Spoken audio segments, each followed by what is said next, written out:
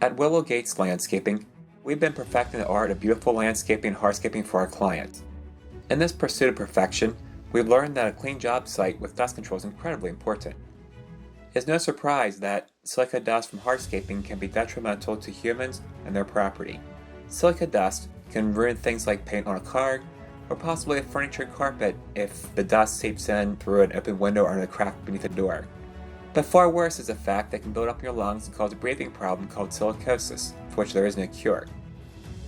There are three main methods hardscapers use to control their dust and work safely, namely engineering controls, administrative controls, and personal protective equipment.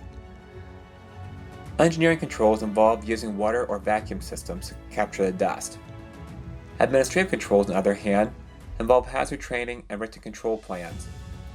And lastly, personal protective equipment involves wearing a respirator.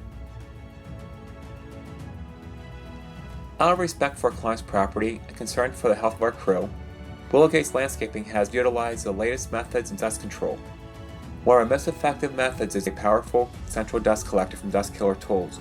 With this system, all our saws and grinders are connected to a vacuum, leaving the air and surrounding property free of silica dust.